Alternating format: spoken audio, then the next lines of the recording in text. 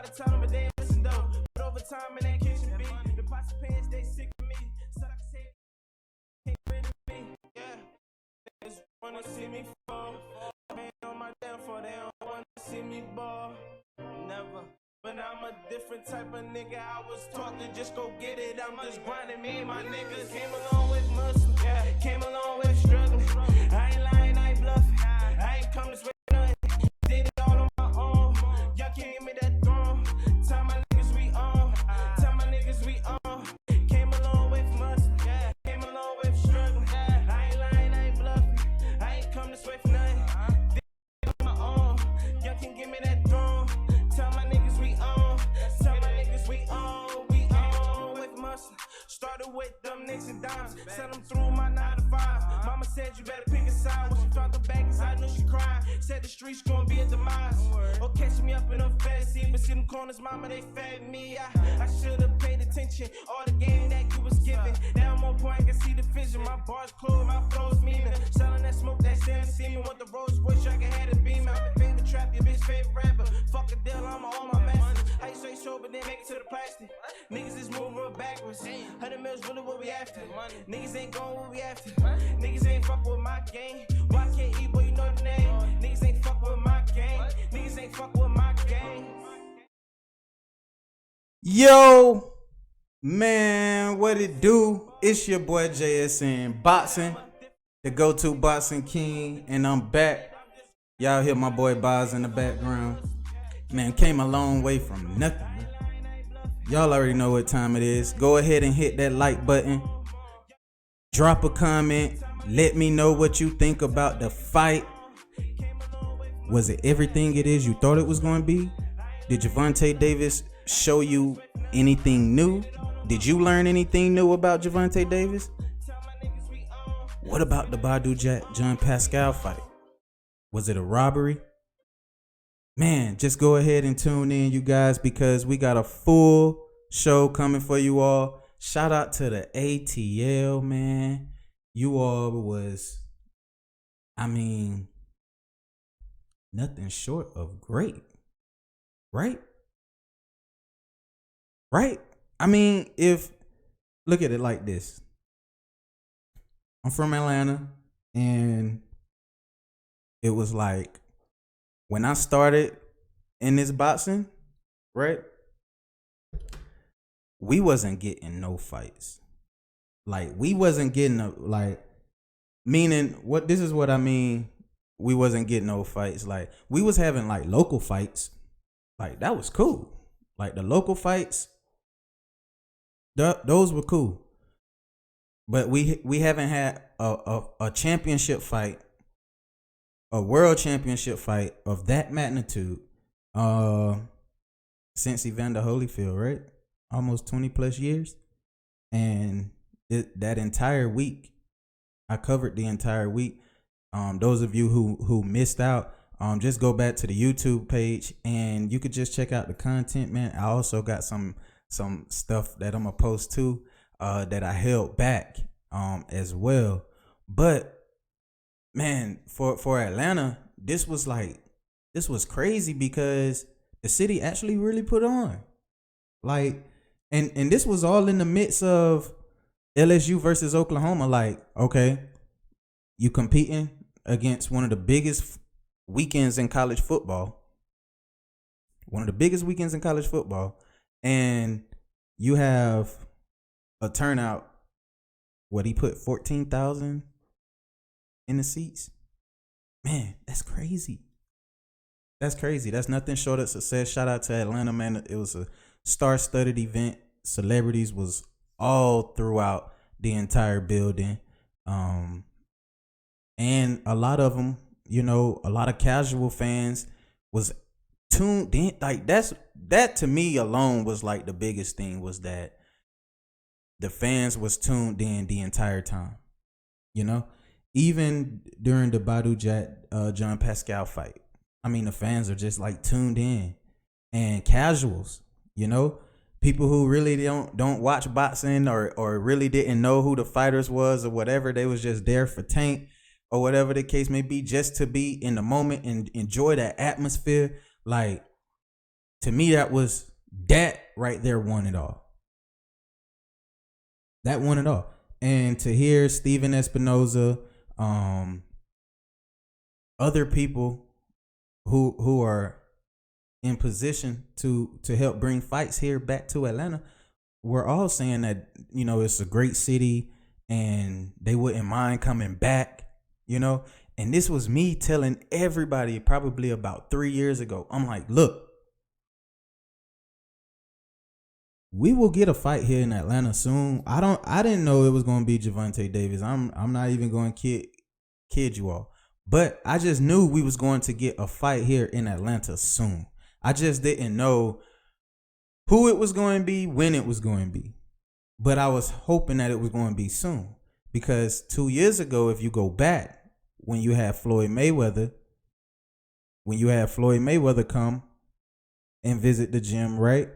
That was Floyd Mayweather Sr. when Floyd Mayweather Sr. came down, that right there was kind of, it wasn't telling, but it gave us implications as to like, hey, it's a possibility that we could get a fight here. And he was saying all of the things that measure up to us possibly getting a fight here. That's sold it for me. I just didn't know when it was going to happen. And then we get Gervonta Davis versus Yuriorkis Gamboa in a fight where you had Tank taking a lot of criticism after the fight from guys like Devin Haney, Terrence Crawford. Terrence Crawford the most, telling Gervonta to stay away from Vasily Lomachenko. Stay away from Teofimo. I was hearing stay away from Teofimo Lopez, stay away from Lomachenko, stay away from Devin Haney. Yeah, Terrence Crawford was like, stay away from Devin Haney and Lomachenko. But I'm like, how can Terrence Crawford, of all people, be talking trash when Gamboa hurt him? Go back and watch the Terrence Crawford Gamboa fight. Crawford was hurt by Gamboa. Tank dominated this fight. Although it was a lackluster performance, it wasn't his best performance, but he still dominated and he got the knockout. Terrence Crawford, he fought him with a ruptured Achilles or whatever. If it was a ruptured Achilles, I'm not buying the I don't know. I don't know if it was a ruptured Achilles or whatever the case may be. I still think that it was probably like he twisted the ankle. Like really bad, like he jerked it or something like really bad to where, he was still able to continue, but I don't think it was a ruptured Achilles, man. I don't know. I mean, even when I'm looking at the picture, I'm looking at a swollen ankle. But then again, who am I? I'm no doctor. I don't know for sure. But then with that, Gamboa still showed heart, grit. He was an experience. He showed his true experience in the ring and how he was able to survive all the way up into the 12th was the tail end story of the fight. And it was important that Tank was able to get those rounds. And a lot of people's not talking about that, but that was one thing that we wanted to see from Tank was, and I personally think that Tank himself wanted the fight to go into the latter rounds just so it's the experience. It's the experience. Those rounds are much needed rounds. And a lot of people don't talk about that. They say Tank got tired. Yeah, he got tired. You can say that because he hasn't been past 9. But what I believe is that he knew he needed to go 12 because his next fight could definitely go the distance if he fight Leo Santa Cruz, because Santa Cruz is a what? He's a boxer puncher who loves to come forward, and if Tank fights him at 135 pounds, do that power still? I mean, he still showed that the power can carry over into the latter parts of the fight. But I just think Tank just wanted to get those rounds in. I'm going to just be honest. And his only issue that he have is discipline. Everything else is at the forefront for Gervonta right now. Is at the forefront for him. I think that they're going to be selective with their picking, with whom they choose for him to face next. And I think also, appreciate that. And also, I think with them being selective with their picking, they've been selective with their picking. We also have to look at the fact that Tank is not getting any taller at all, right? He is what he is. His Gamboa was the same height as him. My only problem is when he faced taller fighters, or will they allow him to face taller fighters? How is that going to affect that range? Because man, I can't think of Buddy's name, but he had a great point. And this point he brought up. He said, what is Gervonta's great favorite punch? And I actually did a post on this today. It was his what? It's the uppercut, right? And just like Tyson, I even did a comparison where I had Tank and his uppercuts that he was landing and knocked out Gamboa. And then I had clips of Mike Tyson and his knockouts and what he did when he was going through fighters and winning by uppercuts, right? When Tyson faced taller opponents, he had problems. He had issues. Even though he was able to throw the uppercut, he was still able to come down over the top and pow, catch him. Go back and look at fights. Go back and look at it. And to me, that's just something that I see that could be something to look at as he go along in the future. Taller opponents, it's going to be a problem because it's always a problem for shorter guys. But I think when people like Terrence Crawford, who is way on the other side on Gilligan's Island, who don't have a fight lined up for himself at all, you can't name me three fights right now that Terrence Crawford have that Top Rank can give him that is pay-per-view fights. But when you look at on the other side and what's on the other side, you know that all of those fights can be pay-per-view championship level fights. Crawford don't have anything right now. Sad to say, needless to say. That's why I told him, hey, fight Riga's Progress. Everybody's saying, oh, he don't need even Crawford himself. Oh, you don't have a belt. He told Progress he didn't have a belt. What difference do it make if he has a belt or not? It's still a quality name, and people will want to see that fight. But you got dropped last fight against who knows who that guy is. I mean, I can't even pronounce the guy's name, and God forbid, I hate the fact that I can't pronounce the man's name because I don't even want to be rude like that. But Crawford, you was hurt by that man, even though you finished him, but you was still hurt by him. And he didn't have a belt. He was your mandatory.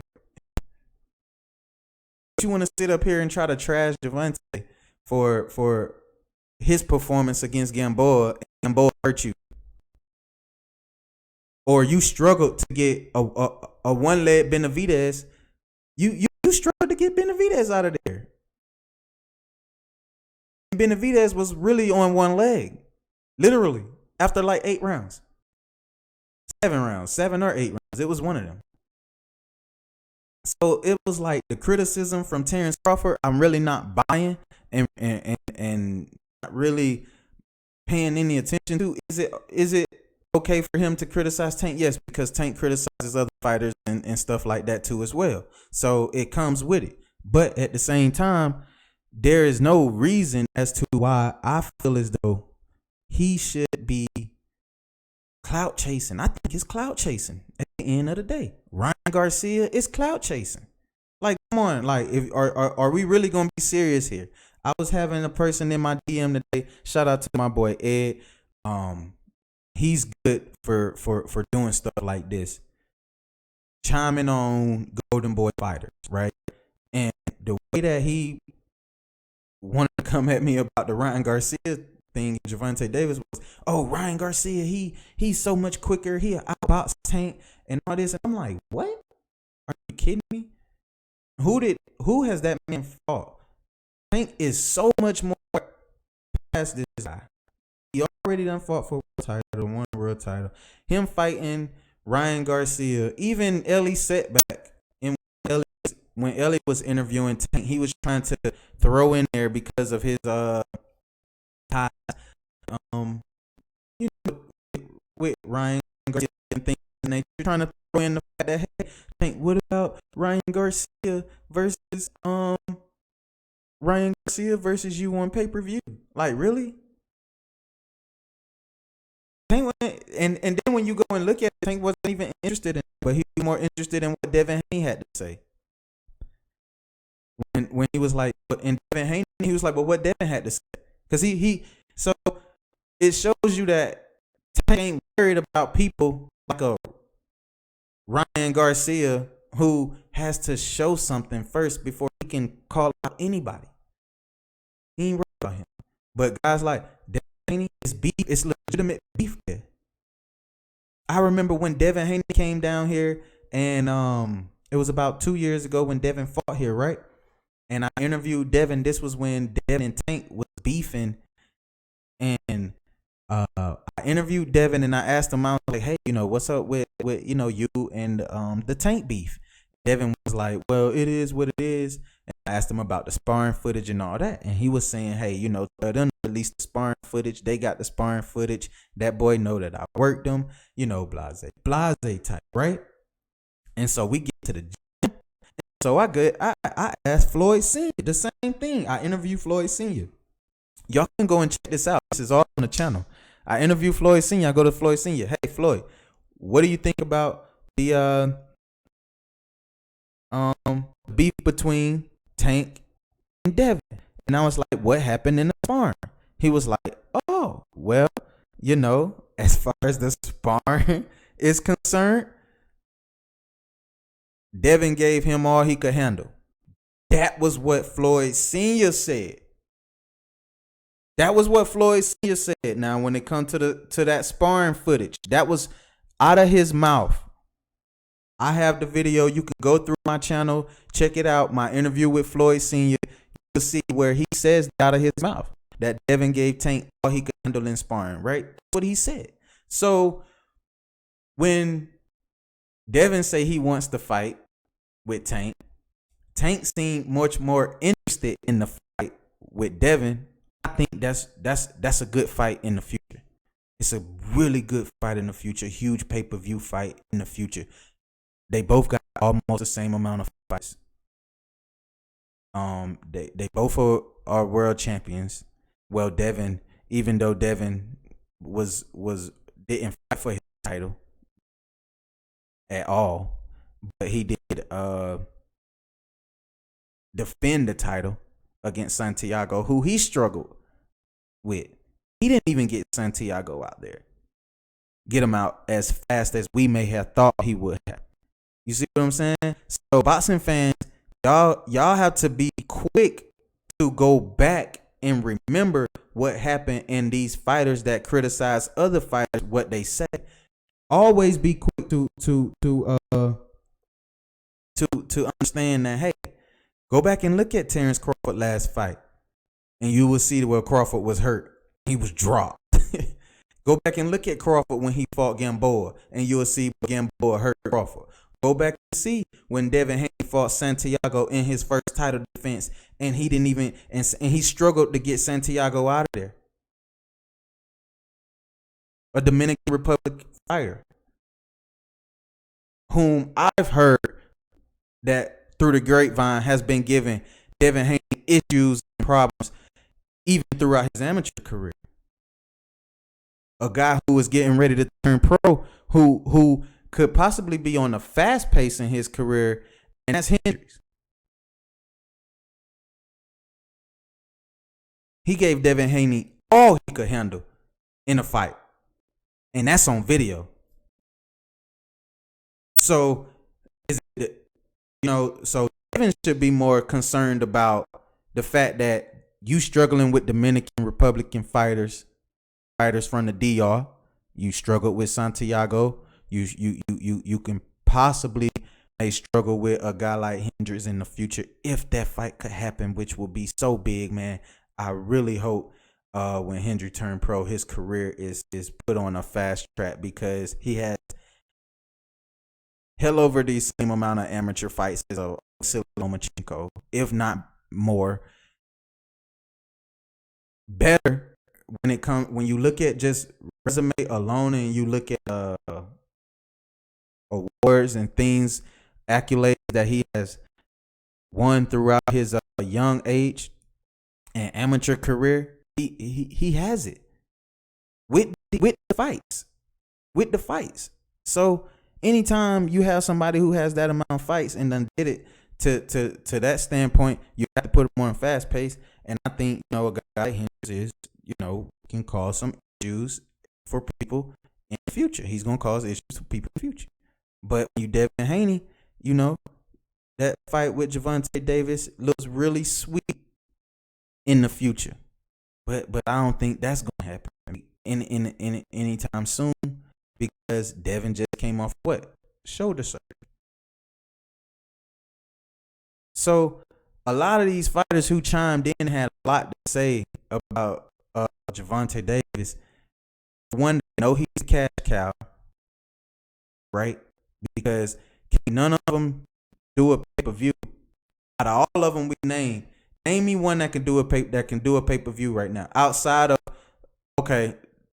Vasily Lomachenko, Teofimo Lopez can be pay-per-view. But outside of that, anybody else that's in the division, name me a fighter or a fight that can happen that could be pay-per-view and fans would want to see that's in his division. Name me one. Because you can't name me a fight with Tevin Farmer versus Jojo Diaz. That shit is not pay-per-view. Stop playing with me. But maybe if we was to get a Tevin Farmer versus Tank, yes, that can be pay-per-view. See, Tank name with any of the other guys makes it more credible when you add Gervonta name against their name. Meaning he's the cash cow. He is the A side. You can't name any of those guys, even against a Leo Santa Cruz, even against the Abner Mares, even against whoever they put him up against. Even against Lomachenko, he's the cash cow. Even if he faced Lomachenko, he's still the A side. So it's funny to me, man, how the criticism in boxing works, man. Like, people, they're quick to forget things that happen as if they never happened. You know what I'm saying? People be quick to forget those things. And I just can't be one of those guys who just be like, man, Tank was just, even though throughout his performance it was sorry or whatever, he should have got Gamboa out of there quicker than all get out, like whatever. Like, people gotta understand, even why is it that Gamboa can't have the heart of a lion? This was Gervonta Davis' step up fight. Everybody was saying this. Even the haters, y'all are the ones who sitting here having all the clap back in the world, saying this is a step up fight for Tank. This is a step up fight for Tank. I want to see what Tank does in this step up fight. I want to see how it plays out. And then things happen and occur the way that they do, him having to make weight for a second time, him having to go through the weight issue a second time, and trying to make 135, and he did make it, but it's just a lot of hate coming for a person who is set up to be a superstar in the sport. And I love it, man. I love it because think about this with Mayweather. Mayweather wasn't receiving the same criticism, but Mayweather was receiving enough criticism enough to where you tuned in. And then more people tuned in because he kept winning. And more people kept tuning in because he kept winning and winning and winning. All Tank got to do is the same thing. It don't matter how you do it. Not if you knock him out, get him out of there. Just make sure in the midst of you getting him out of there, you leave your mark. And I think he left his mark showing that my power can carry over in the latter rounds and I can still be dangerous. That's what it showed. That's what it showed. And I think him going to 12, a lot of people say, he was tired, this, that, and the third. I believe, this is my opinion, I believe that Tank wanted to go the distance. He didn't want, even he was, you know what? He was at some point looking for the knockout. But when he knew he couldn't get the knockout, he wanted to go those extra rounds. I think he did. Just because, just hearing him say, he just so he could say he went the distance, having that experience. Because facing other fighters, man, who are, to me, other fighters who are just, I don't know, on his level, it's going to be interesting. Put it like that. It's going to be interesting. I think Gamboa would have put up a much more of a better fight if the injury did not occur. I think he would have put up much more of a better fight.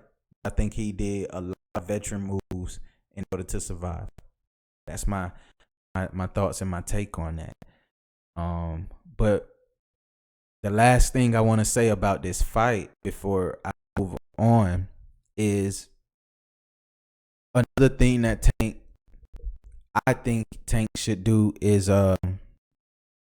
take an opportunity to, and I know everybody say, oh, he wasn't disciplined and all this, that, and the third. Just listen to this, you all. This was his first fight at 135, right? And he's fighting in a new town, and distractions, right, is going to play, always plays a major role. Always. Distractions. No matter how you cook it up, no matter how you look at it, distractions always play a major role. And why I say it was distractions was because, even though his camp was not here in Atlanta, it was in Baltimore, I still feel like Tank should have did what he did when he was with Kevin Cunningham. Like, you and Calvin, leave, like, go somewhere and focus just on the fight and training, right? Because when he did that, man, he was like, I don't know, he put himself in position. Like, when he did that, he put himself in position to show, like, when he left with Kevin Cunningham, he put himself in position to show, like, hey, he's taking his boxing serious, right? Because even in that fight, he had a really good fight. And I just want to see the same exact thing when he faced his next opponent. I want to see that disciplined Tank. And I think we're going to get that. Because he know himself that, hey, I got to buckle down. I got to do what I got to do in order for people to start taking me serious, because I know now everybody's coming after me. The door is open now. There's the leash. He said there's no safety on this Glock. He said that. So he telling you all what it is. And I mean, I want to go back, you know what I'm saying, I want to go back to some of his post-fight interview. I want to go back to his post-fight interview, and I want to go over a few things that what he's talked about in his post-fight interview. But one thing that's for certain is everybody who Gervonta is getting ready to, I don't know what it sounds like it's going to be Leo Santa Cruz who is going to be next, right? If you go back and look at one of the past shows we did, I played an interview with Leo. Leo was talking about him possibly facing that right there. If that's the next fight, how do you all think that fight is going to pan out? Because as I continue to look at it, I mean the high guard, and I know I really don't want to dive into this fight just yet, but there's some things that I see that's in this fight that I don't think, I don't know. I don't know. We'll save it. We'll save it for another show. But I'm just saying, dude, some things in some fights are just maybe tailor made for fighters. Some fights may just be, fights that could possibly be, one of the worst fights a fighter could have ever taken. But in this case, I'm hoping in this case that, it's gonna be something different than that. That in Tank's mind, that hey, shoot, I'm gonna be sure to show y'all that hey, I can be the star who everybody is painting me out to be. In which I believe him, man. I believe him. I really do believe him. I believe that he can reach that level, but it's going to come with a cost. It's going to come with a price. What I mean by that is it's going to come with him, getting in the ring with opponents who sometimes, hey, you may not be able to protect him from this particular fighter, and the fact that you may not be able to protect him from this particular fighter will show you that hey, you never know what could possibly be next. Like say for instance, he get matched up with like I don't know. I don't really know I don't really know nobody who's at 135 that outside of him maybe facing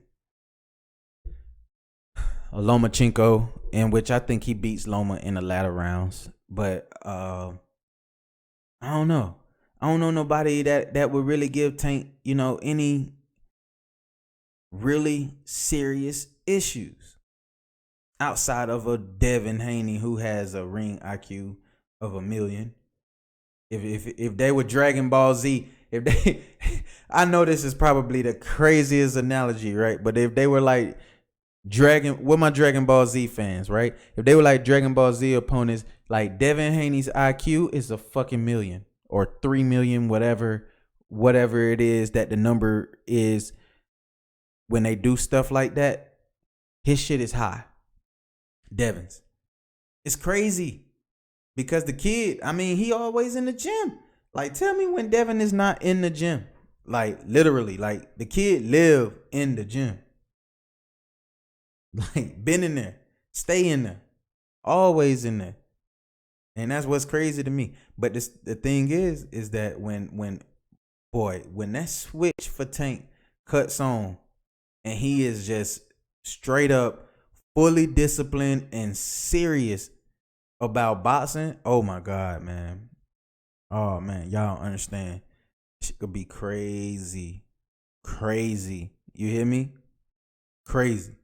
So this was interesting to me. And a lot of people, say that it's only because of Mayweather, or it's only because of Mayweather Promotions, how they're handling Tank, and to me, I just find that to be one of the weirdest things when you have people saying some of the things that like some of the questions that is asked is what I find is a problem. And as I get to this audio,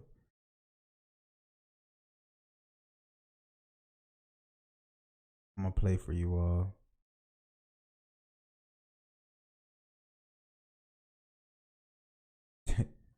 Crazy. So basically, what they was talking about was they was asking Tank, about his performance, and Tank already graded himself in the ring. He said he had a C+ performance. He's not gonna blame it on anybody at all. Period. It's nobody's fault.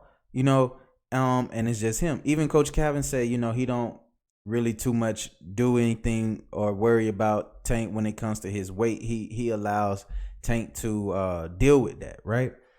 I just want to know and understand, why do the haters, or why do boxing fans, I ain't gonna call y'all haters because I'm gonna stop calling y'all haters, but it do be sounding like it's hate coming out y'all mouth. Why do vivid boxing fans always go to the first thing when they say, all right, oh yeah, it was his weight. He been struggling, da da da da da da da da, whatever. Mayweather, they being careful with his career and all this. Like, it's just when you hear those things, and then you hear other fighters who could be in position to fight Tank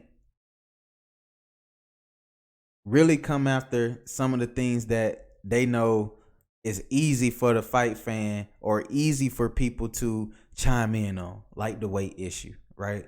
They know everybody will chime in on the weight with Tank, so they'll say something about his weight. Or they know everybody will chime in with the fact that supposedly Gamboa ruptured his Achilles, broken his heel, broken his foot, shoe busted, whatever the hell it may have been. And Tank should have got him out of there because he's 38 years old. You have people who saying earlier than what he should have. You have people who saying things and who hating when it comes to that. Then you have, I mean, the list goes on and on and on and on and on. But what's funny is that all in all of that kind of pretty much stay within context of after 6 months, nobody's going to be worried about the Gamboa fight, right? Or within the next 3 to 5 months, nobody's going to be worried about the Gamboa fight. What are more people going to be concerned and worried about when a new fight is announced? Are we going to go back and say his performance against Gamboa? Are we going to say that? Are we going to use that as a testament as to what his next fight could possibly look like? Like, that's what I want to know. Like, do boxing fans do that? Like, do y'all take the last fight of the fighter and say this is what their performance is going to be like? Because if you go back, right, and look at fights that were like the John Pascal Badu Jack fight, right?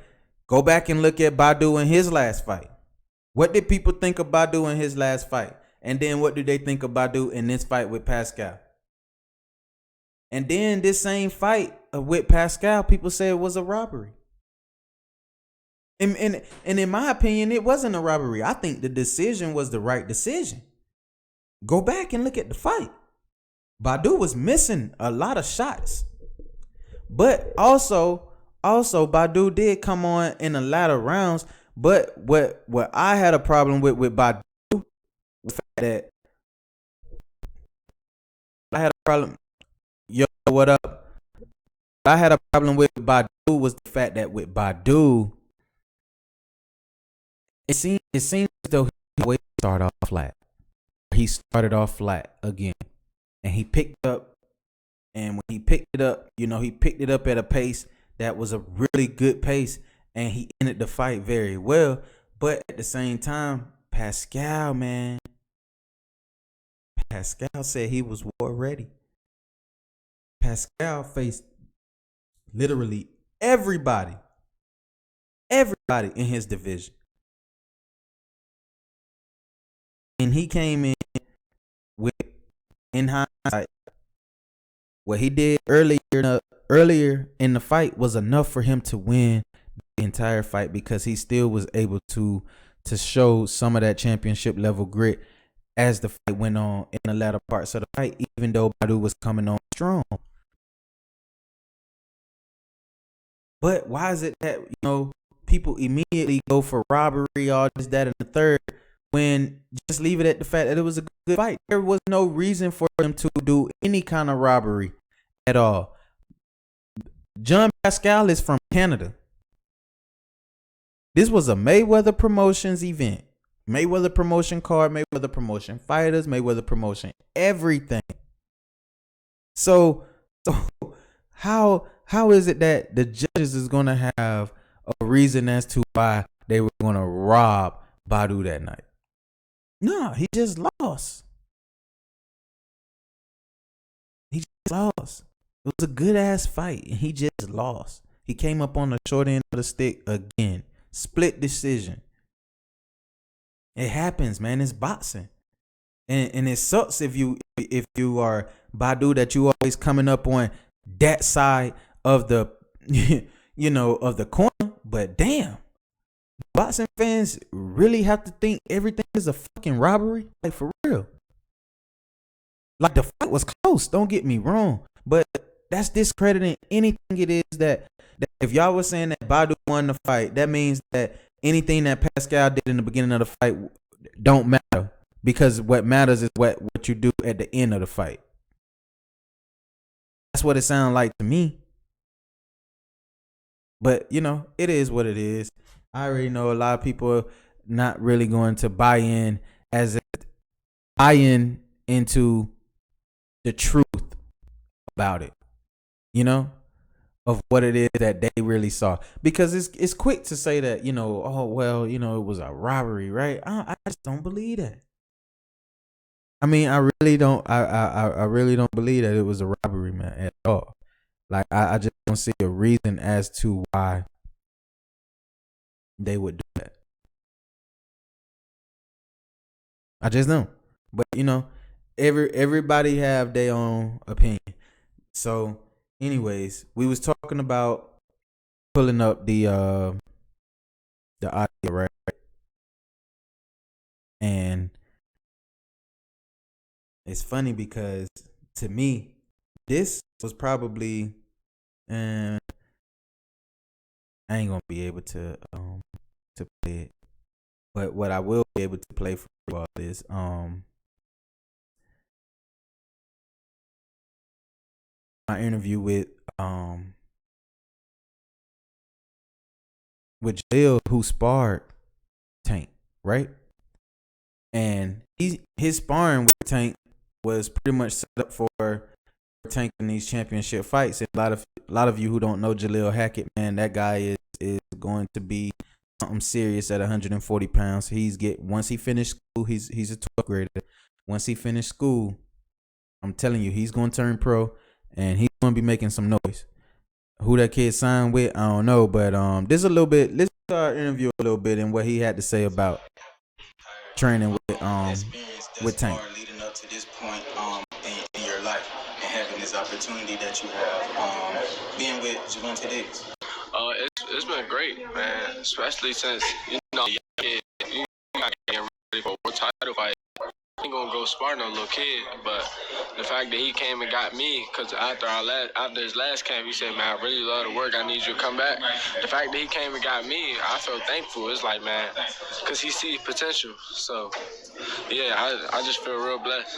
Right. So what I know you all not going to give away as far as a lot of some of the things it is that you worked on as far as in camp, but some of the things that you bring to the table that Gervonta likes, what are some of those qualities as far as your hard work ethic and what it is you bring in the ring? You hit it right on the head right there. Hard work. That's what he liked the most. He said, man, he work hard. And then on top of that, if any style he need, I could switch it up. I can give it to him. If he say, oh, go look at the way this guy fighting, and next time we spar, I need you to imitate that, I can do that. And that's why he loved me in camp with him so much. And then on top of that, after we done sparring, you getting ready for a fight, it get boring working out by yourself. So he like when I work out with him too. Man, look. So Jalil Hackett, right? Like I said, the kid is going to be he's going to be something to deal with as he gets older, and continue on with his career. So he has to be Bingo. What? School in order to be a pro. So he has no. So with Jaleel, he's going to turn pro after he finished high school. That's what he told me. So after he finished high school, he's going to turn pro. Jaleel right now is working with Tank as a sparring partner, right? And in camp. And he was saying how he knows how to switch up styles to match a certain opponent's for Tank. So with Jaleel, what I took from that was what I was much more concerned about with Tank's training was it's not more so about him being physically fit or whatever the case may be, because he's there. You know, what I'm much more concerned about is the fact that, hey, if Tank can just leave and be away from the outside distractions, he will be good. He's going to be good. And I think he's going to start doing that with his career, because he knows like it's going to be serious now. Like at this point, like every fight after this fight with Gamboa, he knows he's going to have to take his camp and everything serious. That it can't be no more mishaps, no more issues. And I'm really proud of the fact that, hey, he graded himself the correct way. You know, he gave himself what? A C performance. He gave himself a C+ performance. And to me, he was fair with his criticism, and he kept it real. But at the same time, Tyson turned pro at 16. Yes, Tyson did turn pro at 15. I think Canelo turned pro at 16. I think Canelo turned pro at 15. Like, but the thing is that this is what his mama and his parents probably want. He's going to finish school. He's going to get, finish high school, get a diploma. People, if you going back to those things back then, we don't know what Tyson was going through or whatever. He may have, didn't receive high school diploma or whatever, and he was much more, focused on boxing. We don't know. But we know in this day and era with black parents and black moms, majority of the few, it ain't no majority. All of them that I know of will want their child, even in the position of what Jaleel is in, to finish school. Don't go chasing, trying to be no pro or any of that, because nothing is promised to you. But what is promised to you is something that you work for all the way up for 12 years, and you damn near a few months away from getting out of school. Get out of school, whatever it is he chooses to do with his career, he chooses to do that. And I think that's what his mom and his parents want for him, and that is awesome, man. So shout out to Jaleel Hackett giving us that insight with him and Tank and Camp and some of those things it is that they worked on. But man, also one of the hottest exclusive, and I know y'all are waiting for Fighter of the Year. We're gonna weigh in on that. And I'm going to give my Fighter of the Year. This part is coming up in about another 10 minutes. We will be giving the Fighter of the Year award. And this is, for me, this award is going to go to all around, though. It's going to go all around. And the reason why I say it's going to go all around is because it's what just this fighter did to not only catch the eye of the people, but how doing it in stunning fashion, right? That is how I judge that award, and I did it all the way up until the end of the year.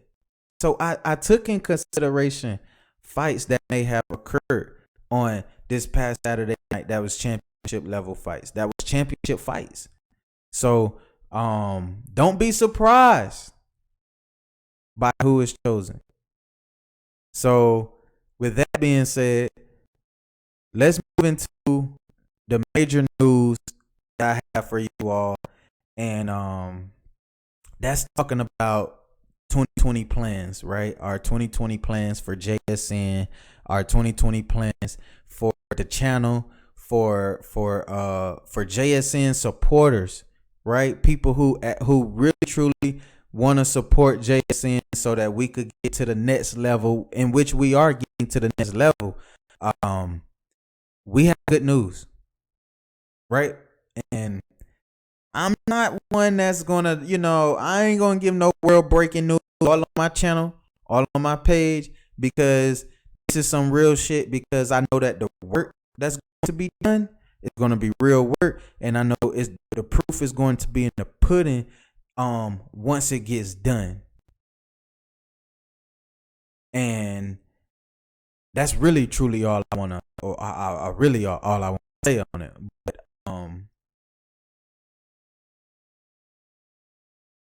there's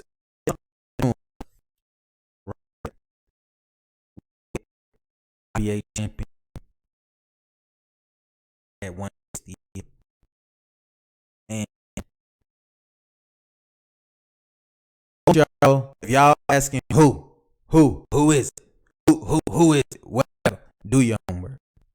That's all I'm gonna say. Do your homework. You don't know who the IBA champ, do your homework. So there's something brewing with IBA champion, and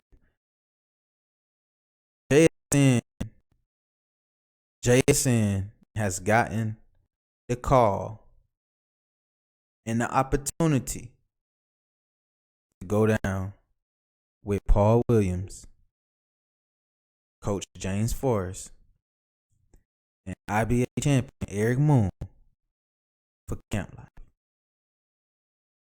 Now, those of you who know Eric Moon and have followed my channel, you know Eric is one of our Atlanta native fighters that are here, and this guy is, to me, he eats, sleeps, and breathes boxing.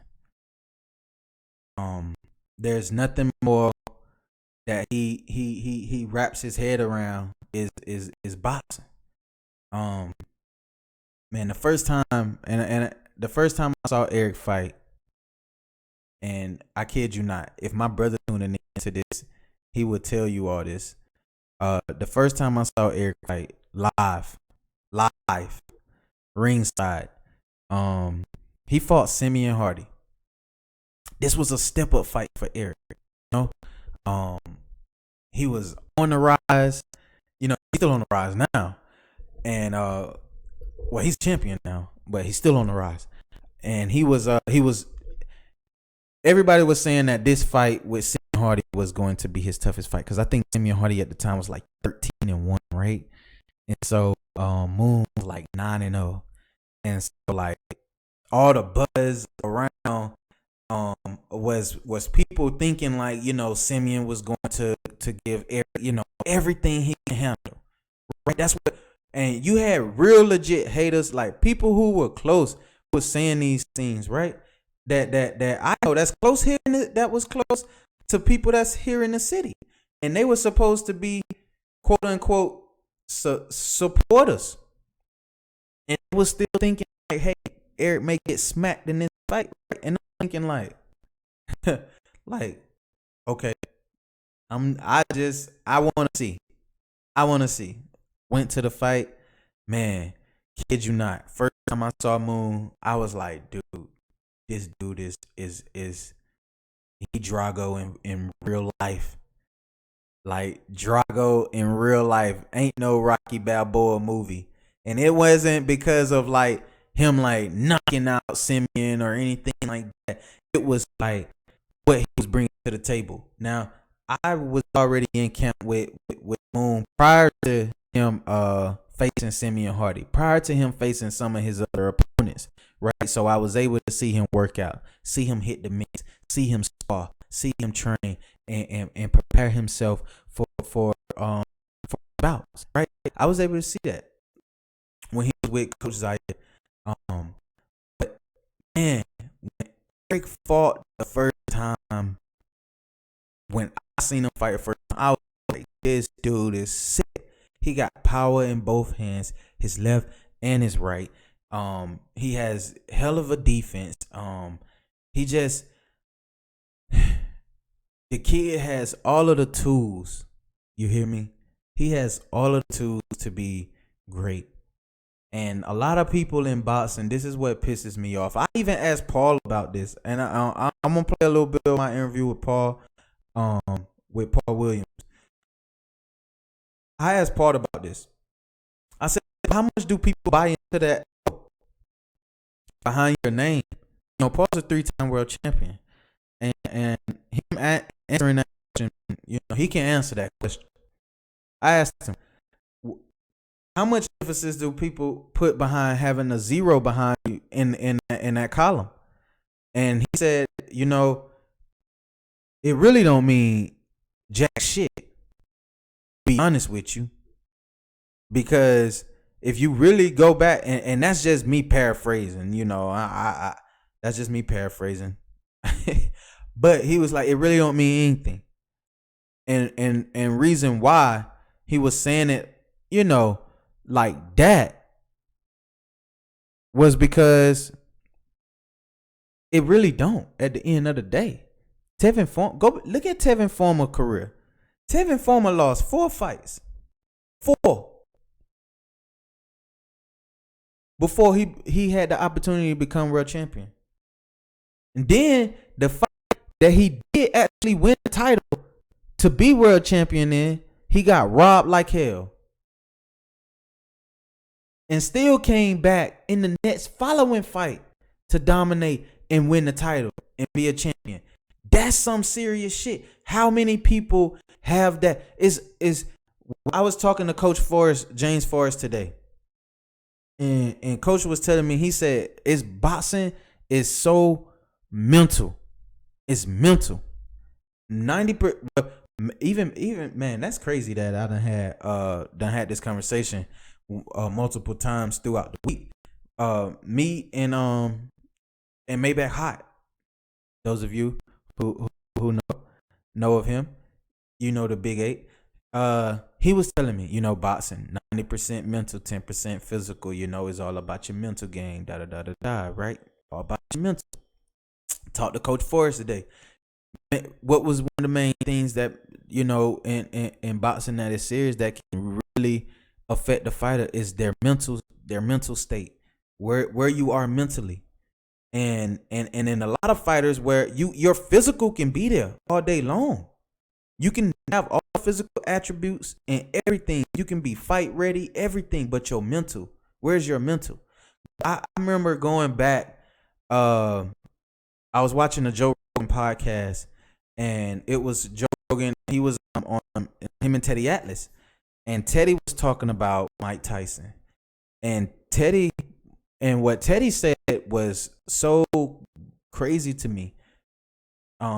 Teddy said that, hey, Tyson was in 5 tough fights his whole career, and in those 5 fights, he lost. He lost because he wasn't there mentally. He was mentally weak. Tyson, the greatest, who some deem as the greatest heavyweight of all time, the king in boxing, Mike Tyson, mentally weak. It's almost as if you couldn't even put the two together, right? A mentally weak Tyson and a knockout artist or whatever. You wouldn't think that he would be weak mentally in the ring.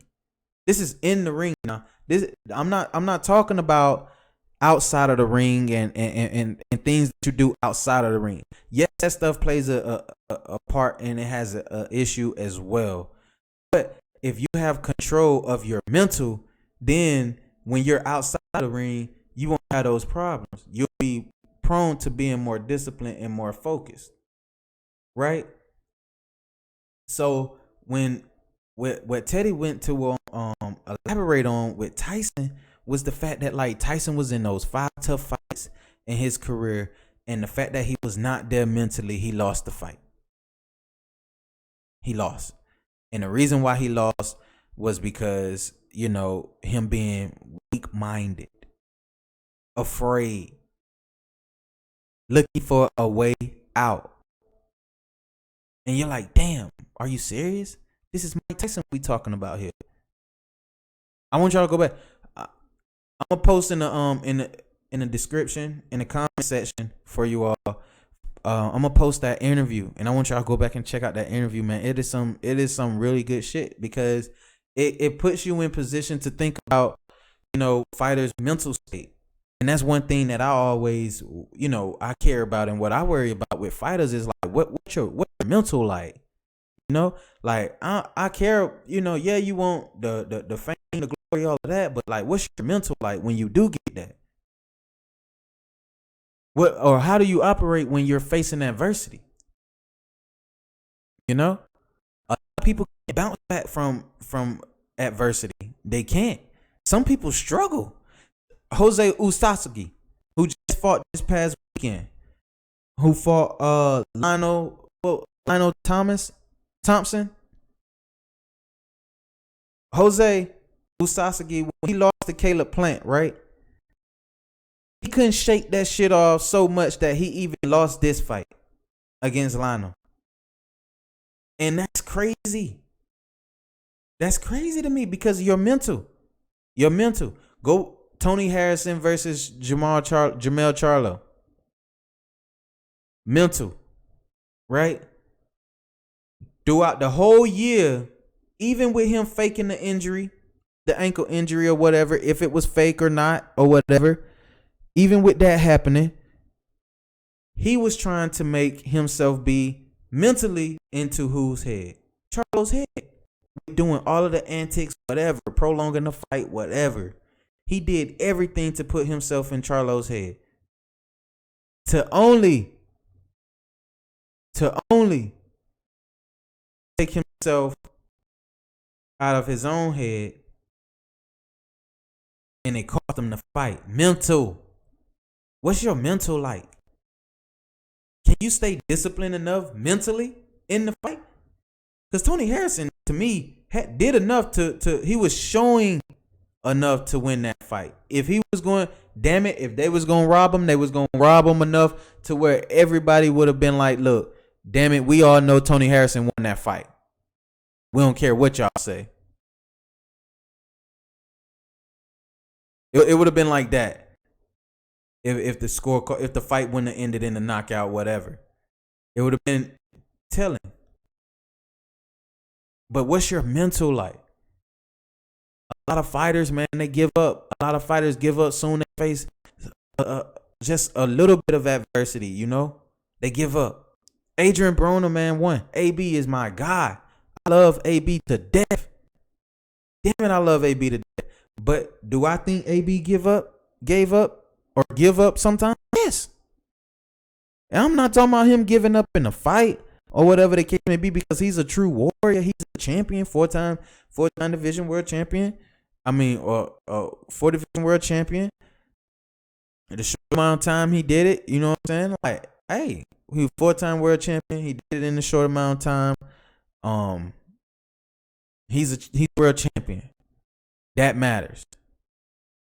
But at the end of the day, what don't matter is the fact that you not living up to the standard of what we as the people hold you up to.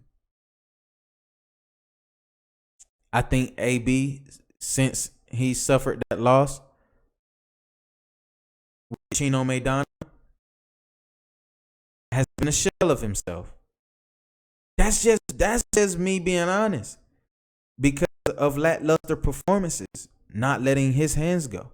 And damn it, you can't give me the reason of, it was this trainer, or it was this camp, or it was this, or it was that. Hell, with Adrian Broner, Adrian done had every fucking opportunity that you can think of. Being in camp with Coach Cunningham, them moving fights to 144, them doing whatever the hell it is they could, and we was still, him fighting Jesse Vargas, giving us a draw. Like, lackluster performances is the issue. It's not that they can't perform, because we've seen them at their best. It's just lackluster performances. We can't keep having those. Like, to me, AB should have been right there toe to toe with Manny Pacquiao. Should have been right there toe to toe. Why? Because he claimed that he was the next Mayweather. He showed that he had the boxing ability and the skill set to put himself in words of, hey, I'm the next Mayweather, da da da da da. Trying to fight like Floyd, all of that. Damn it, he should have been there toe to toe with Pacquiao if he would have stayed disciplined. Where's your mental? What's your mental like? See, a lot of guys lose fights that they can win, but because they're not there mentally, they're there physically, but mentally, because they're not there, they lose. And that's why AB lose fights, because mentally, he's weak. Mentally. You should have beat Sean Porter. That's another fight. Why did you lose to Sean Porter? You should have beat Sean Porter. You dropped Sean Porter in that fight. See what I'm saying? It's what's your mental like? Damn, I could be on that all day long when it comes to the mental game of the sport, because boxing is 90% mental. What do you think Coach Ford say? He wants to know, like, what is his fighter thinking in the ring? You know what I mean? Like that if your mental ain't there and you just out there fucking fighting, you ain't got no correlation as into what the hell is going on out there, you done for. You done for. So you don't want to put yourself in that position. What is your mental like? As this stuff that you build up as an amateur. That's why I tell people, when a lot of people mention, the fact that, hey, I'm turning pro, whatever, I always be, I have that look of surprise. I do be happy for them, but I do have that look of surprise and concern as well, because if I haven't seen any discipline or any or you display your character when you face levels of adversity, I'm gonna be real nervous as to how your pro career turn out when you start facing adversity just right off the rip. Hell, it's fighters who struggle with facing adversity 2-3 fights in the program, in the pro game, and then don't turn around and you get in the fight 9, 10, 11, 12. And you're signed to a promoter or whatnot who's giving you those fights, and then you fuck around and come across somebody like, oh man, damn, what was that kid name?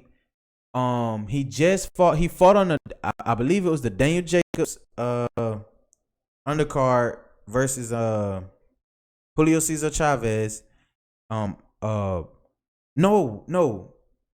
damn it, it was the kid Balderas. Anybody who know the Balderas kid, he's a young kid, young fighter, Olympian, everything, like, right?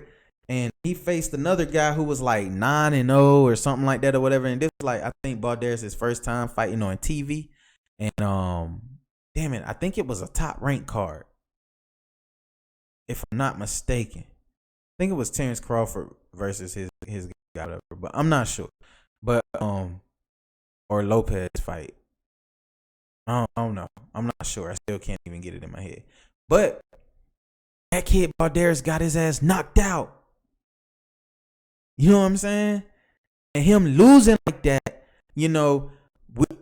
I'm interested in seeing what he's going to look like in his second fight, what his mental look like. This is how you test and know the mental of fighters when they face some level of adversity. And when the shit get real for them, some cringe and fold under pressure, some thrive. And those fighters that thrive, like a fighter like Tank. Hell, I don't even think Tank opened up his whole entire bag yet against Gamboa. Look at fighters like, okay, let's take Lomachenko, right? Everybody want to say, all right, Tank, you supposed to stay away from Lomachenko, but we don't want to tell the truth about Lomachenko. When Lomachenko moved up in the weight class and fought Linares, what happened? He got dropped. Boom. Or when he got touched up in fights against Miguel Mariaga, got hurt by Luke Campbell. Didn't gave us really lackluster performances in his last 3 to 4 fights. You know, everybody switched up and changed the narrative on shit.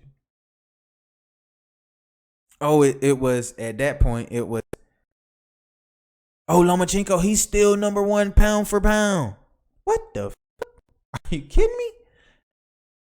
The same person who, you know, who has, I don't know. I don't even want to go there because people are just funny as hell to me. Like, when they do that, like they do that. People quickly forget the fact that, like, hey, this is only a matter of time before stuff start paying it out. Tank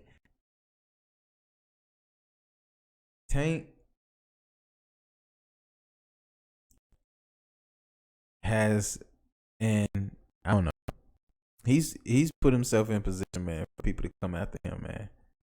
And it's all good. It's all good, but damn it, it's crazy.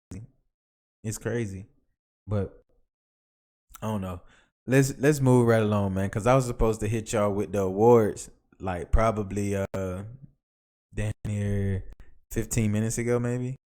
So we want to go through with this award, and I'm going to award this Fighter of the Year guy to and we're gonna go through his resume, because a lot of people say, well, why is it that he's, you know, Fighter of the Year? You know, what was the criteria? You know, what was the way you chose that? What was the options of how he got to that?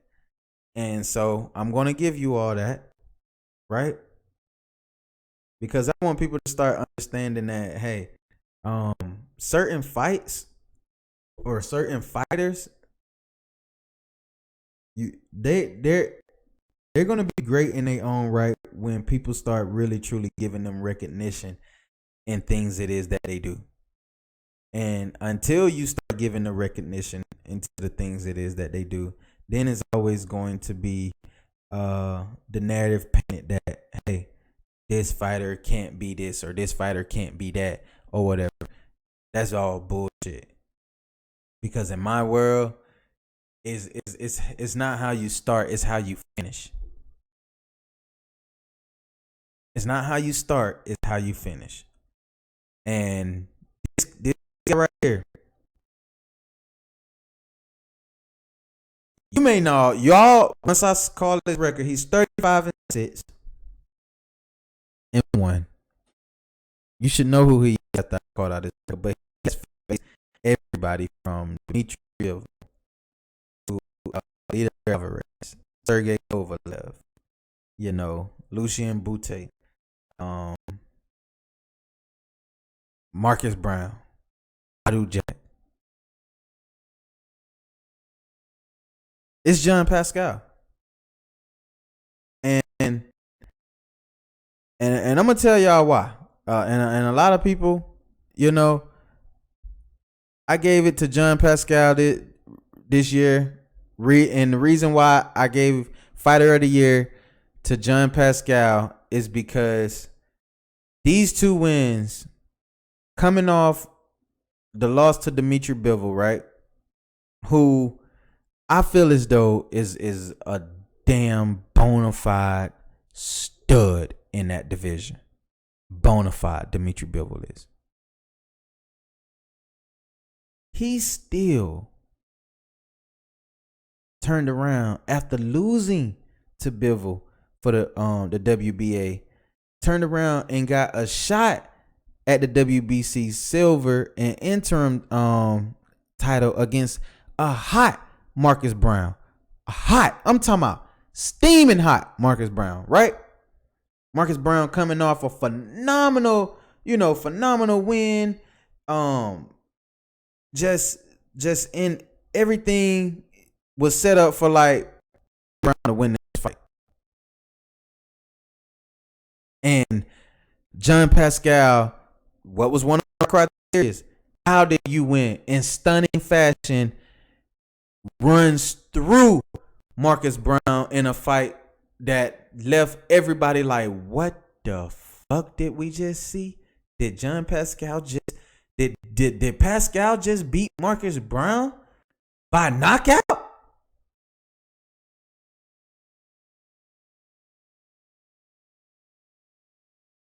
You know what I mean? Well, it wasn't a knockout, but technical decision though. Whatever they call it. Or whatever. But yeah. That was a stunning fashion victory, man. And then to turn around, right? In a fight against Badu, we didn't know where Pascal was, meant to. I know when I interviewed him and sat down with him, Pascal was telling me like, hey, I'm ready. I come to Atlanta, to put on a show, like, and I want it. Like, I'm the champion. Like, he's gonna have to take this shit from me, and with, like, you can feel that Pascal was warm up that night. That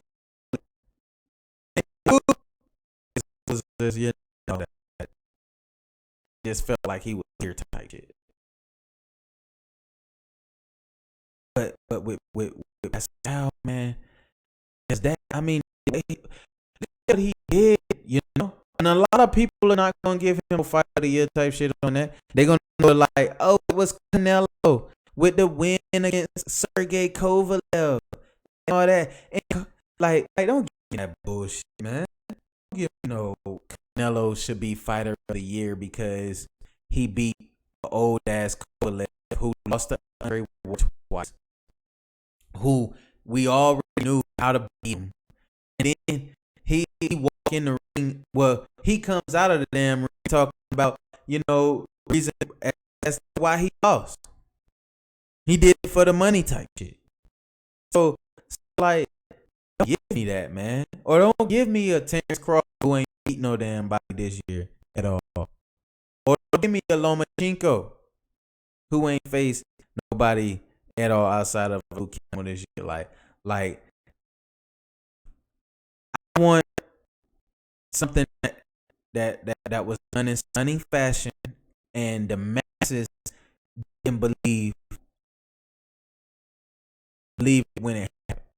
And that, to me, it was the Marcus Brown Pascal that won it for me, Pascal. And in him, the icing on the cake was him getting the victory against Badu. Damn, how can we discredit anything it is that Pascal has done? Look at what the man has done in the division. Look at what he's done. He done captured the title. There's nothing that you can say because he's a champion. He's a champion.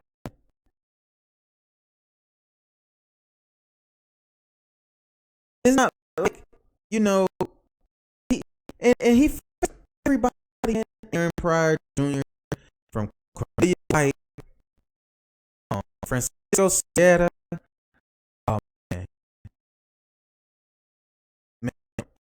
Jackie, Thomas Williams Jr., Sean Mohagan, everybody. And these are guys, he guess what? He won by his decision or knocked out against those guys. All leading up to this is actually, matter of fact, I'm sorry. Yeah, all leading up to the John Pascal fight. If you Marcus Brown, I told you, he was hot as hell. Marcus Brown was hot.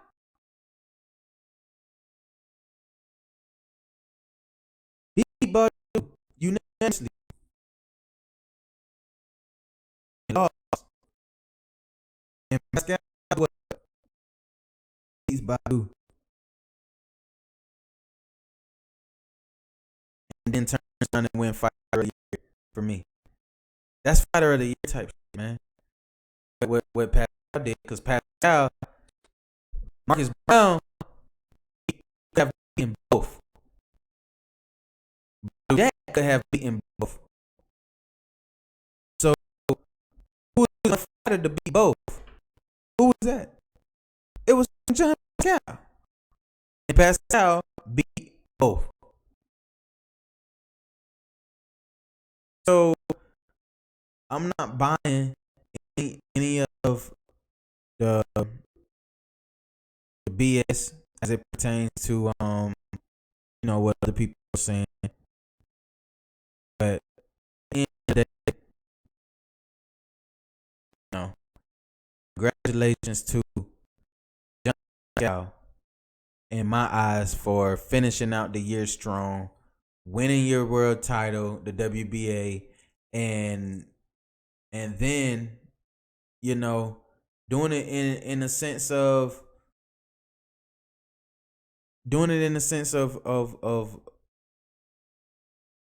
of gratitude, because even he said it wasn't no robbery. He loves Badu. He don't have any issues at all with Badu. They're great together as friends. Greatest friends.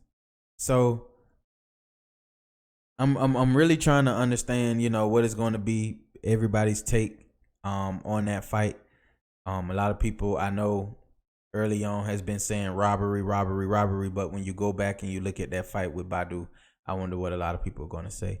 But congratulations to John Pascal for winning Fighter of the Year for us here on JSN. And that's to me, that's crazy. That's crazy.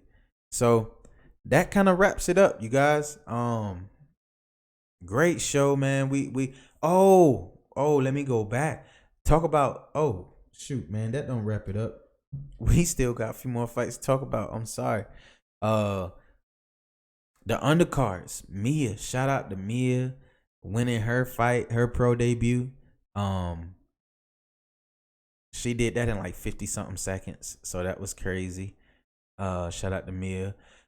Oh, a lot of people have been saying this, and I don't know if I don't know how this news is going to be taken. I really don't know how this news is going to be taken. But a lot of people have been saying this, that Malik Hawkins really could have, if old dude didn't get hurt, Malik Hawkins could have been in trouble in that fight. I myself, my friends,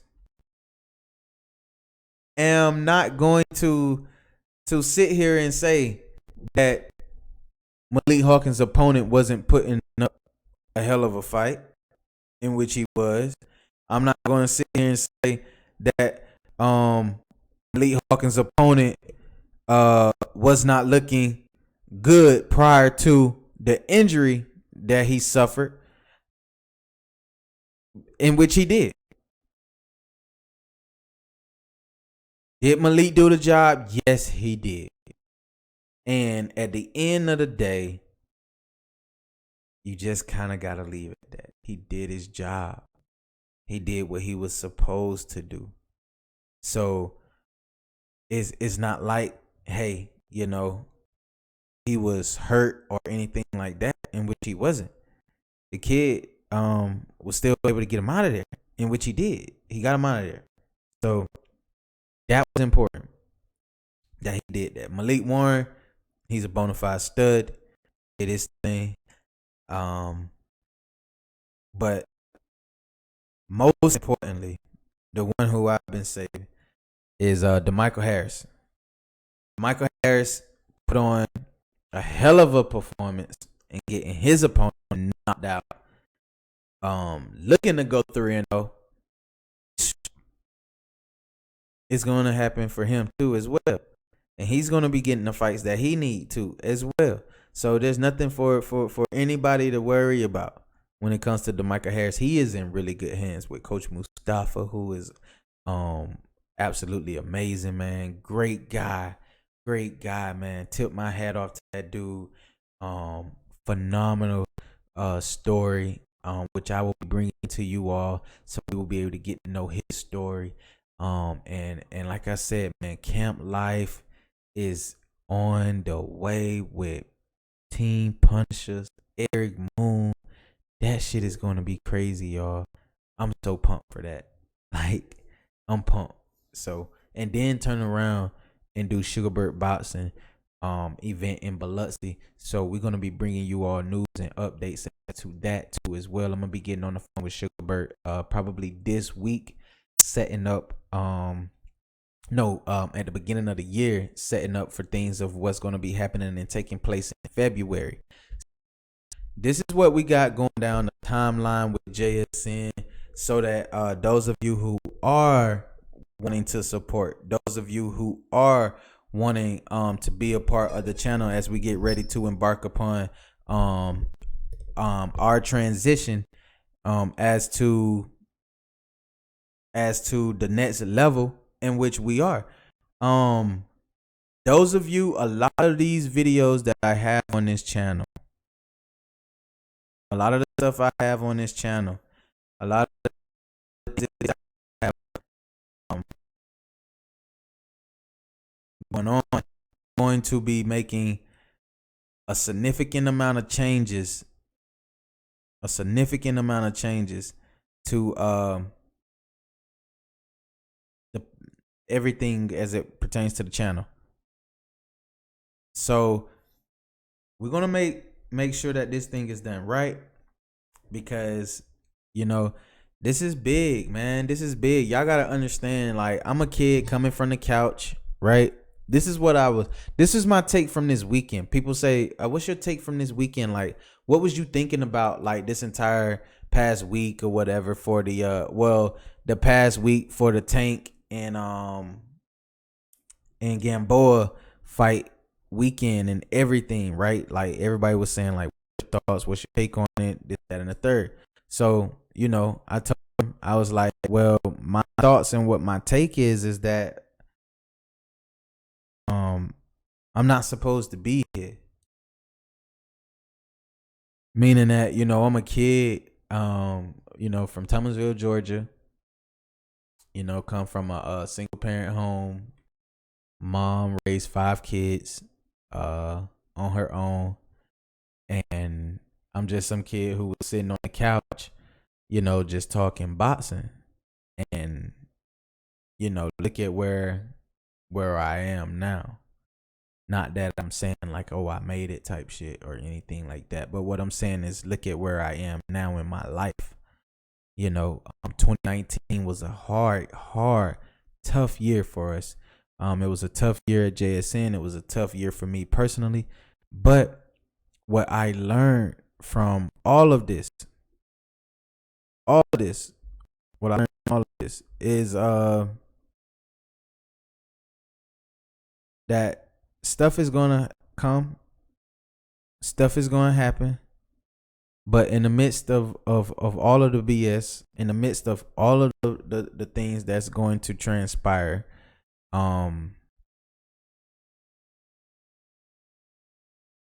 stay true to yourself. I learned that. Stay true to yourself. Stick to your guns.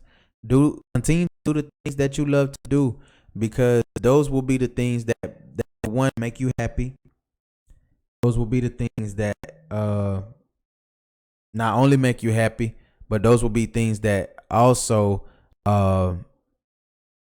put you in a place to make you feel better. And for me, that was big. Boxing did that for me.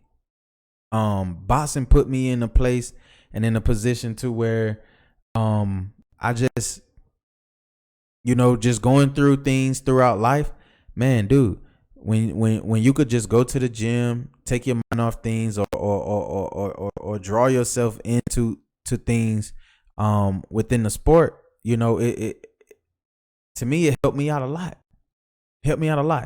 And to get opportunities with this being, I had opportunities to come down to gyms and be with fighters and stuff like that. And I also got big plans as well in 2020 for things it is that I'm doing. I just want to get, people to understand that, like, hey, I'm a kid who's trying to build something from the ground up, right? straight from the ground up, and then take it to a level that even I myself can't take it to.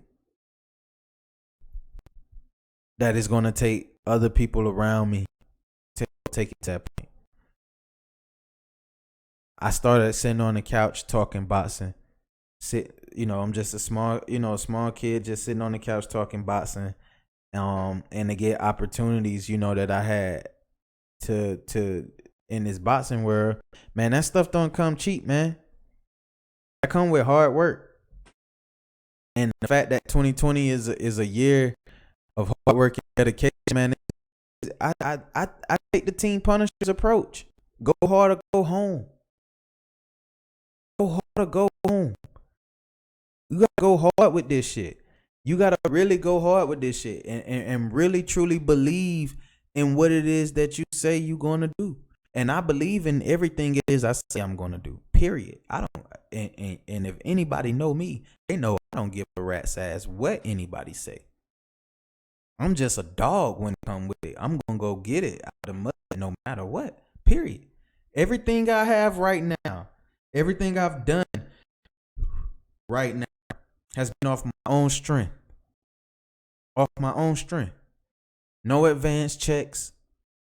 No family support. No, none of that shit. All off the strength. So anything that comes my way as a opportunity to do something that can help elevate me, hell yeah, I'm gonna be excited about it. So me getting this opportunity to do this, hell yeah, I'm excited about it. And every time I get opportunities, I always think about where I was when I was just sitting on the couch talking boxing, or where I was when people didn't take me serious when I said I was going to starting the game. You know what I'm saying? About 6 years ago, with what it is that I'm doing. People didn't take me serious then, and they damn sure ain't taking me serious now, probably. And I love that though.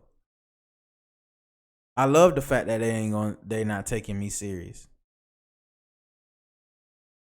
Cause damn it, that only thing they're doing is adding fuel to the fire.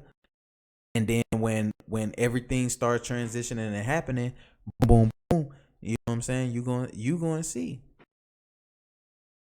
So that matters to me more than anything. So shout out to everyone who gives JSN, shout outs, thank yous, likes, subscribe to our channel, everything, man. Our commitment to you all. We haven't been fully committed in 2019, but we will be fully committed to you all in 2020 into bringing the best content that we can possibly bring, as well as consistency with podcasts, fight chats, and things of that sort. And consistency with just having just regular live streams with everyone, so we could help beef and build. That's what it's about at the end of the day. So we have a lot of things planned. I'm definitely trying to get a writer on. I'm working with somebody right now. They are transitioning on trying to get to Georgia. So once they do get here to Georgia, things are going to be kicking off and go crazy. I'm also working with a crazy new cameraman. Me and him got to be putting together some things. So for the fighters, that's going to be dope and going to be crazy. Also for my fighters who have clothing line or who want to have their own clothing line, or they want shirts made for their fight camps and things of that nature or whatever. And we got that stuff available too for the fighters. So it's weird. We're gonna be a one-stop shop for fighters who we come in contact with to help give them opportunity to to do some of the things it is that they want to do. So young, up and coming fighters, amateurs, whoever, if you're looking for stuff like, I want somebody to design me some shirts, or I want, I want somebody to print shirts and stuff out for my team and things of that nature, like, hey, 2020, a lot of those things will be coming at you all disposal. So we got a lot going. I'm definitely gonna do my due diligence as into making sure everything is organized and set for you all.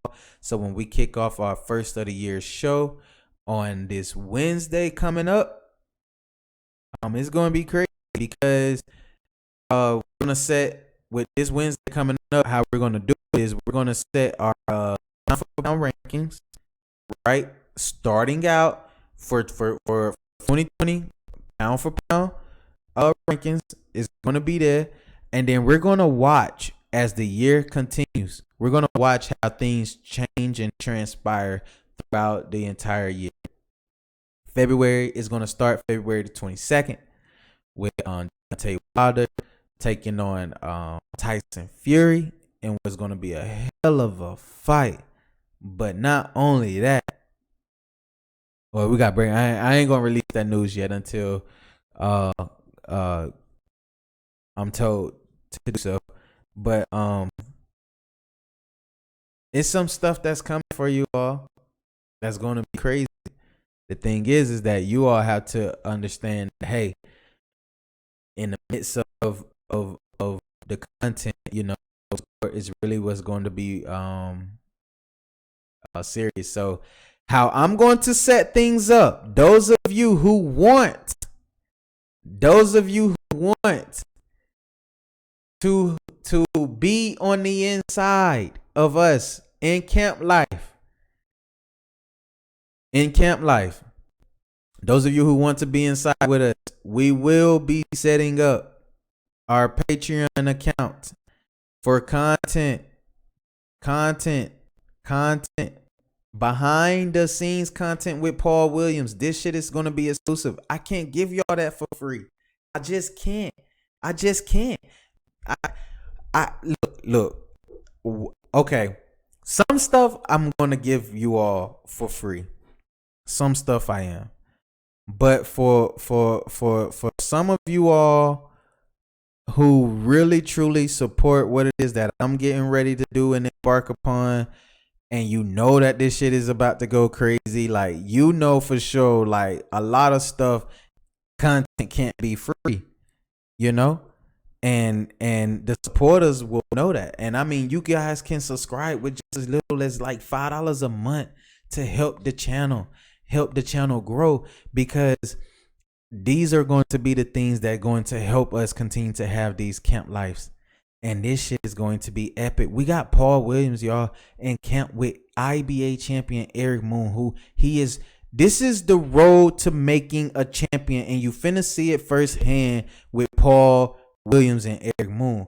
And if you can't, what, damn it, I'm done talking about it. We're going to get to work, because the first of the year, this shit's finna get crazy, guys. January 2nd, is when he leaves and departs for camp. January 2nd. So him leaving to going to camp January 2nd means that we have, from that point on, damn near 3 days to get our shit together to get down there for camp life. That's how I'm looking at it. So y'all must, y'all know where I am with this thing, man. I'm at the point to where, like, I'm like, dude, I don't know. I'm so excited, y'all. Y'all don't understand. I'm excited and I'm pumped, because I'm really ready to see the rigorous work that Team Punishers is talking about. And they saying that this is the shit they doing with the amateurs, you know what I mean? So they doing it with the amateurs, and they saying like this is shit that made Paul a 3-time world champion. I want to see it, firsthand, and we going to see it firsthand. So guys, be on the lookout for that. That is going to be coming up within the next day or two. That account will be set up just for that, and we will be promoting that. So those of you who want to be a part and get that behind the scenes footage with Paul Williams, go to Patreon, because that's where it's going to be at. You know what I'm saying? So with that being said, I ain't gonna hold you all any longer. We are an hour. I'm talking about a minute. We are an hour and almost 2 hours going within the show. So I'm not gonna hold you all long with that. But this stream has been good, and I appreciate each and every one of you who did tune in. Please be sure to make sure you like, share, and subscribe, man. Subscribe to the channel. There's no reason as to why you shouldn't subscribe to the channel, right? Like, why you can't subscribe to this channel, huh? Because we ain't biased over here. Unbiased opinions with real, giving real. Like I ain't sitting here trying to be a part of none of these damn communities or whatever the case may be or whatever. I'm just giving y'all straight facts. Why? Because the king, that's just what the king do. The king ain't a part of no communities. The king is the king. Damn it, he got his own community. That's how I look at it. So if you want to rock with people who consider themselves, you know, certain groups and media and clans and cliques and shit, then, you know, so be it. But me, my wave, how I rock, I'm me. I rock with me. I just do me, and I'm just, that's just what it is. Like, I'm not here to try to down fighters and hate on fighters and stuff like that. Hell no. Like, no, I ain't finna do any of that. Like that don't make no kind of sense. But what do make sense is you smashing that like button and hitting that subscribe button, right? Because I mean, damn it, if we don't get ourselves popping in 2020, who gonna get y'all popping? I just want to know that. Females make sure, you know, when they got shit lined up, that they gonna make sure that it's popping. So, you know, it got to be the same thing with the bros, with the fellas, with the fighters. You know what I'm saying? Anytime you want to get some shit popping, you just got to do it, man. Stop talking about it and be about that action. You know what I'm saying? We got to be about that action in 2020. So, it's JSN Boxing. Y'all have a wonderful night. And shit, we finna start hitting these streams, man, like crazy, man. Like random ass streams where we just, you know what I'm saying, chopping it up, talking about just random shit that's just going on in boxing. You feel me? We finna beef up the channel. We gonna beef up a whole lot of stuff when it comes to JSN. I'm excited, y'all. 2020 is about to be a hell of a year for JSN. So y'all already know what it is. Shout out to Fighter of the Year for JSN Boxing. That is John Pascal. He wins Fighter of the Year. And shout out to our opportunity, man, to go to Camp Life with Eric Moon and Team Punishers. Like, we got more shit to come, guys. Like, I ain't even really like dove into it yet, but we got more things to come. Seriously. So tune in. These niggas wanna see me fall. Praying on my downfall, they don't wanna see me ball. Never, but I'm a different type of nigga. I was taught to just go get it. I'm just grinding. Me and my niggas came along with muscle. Came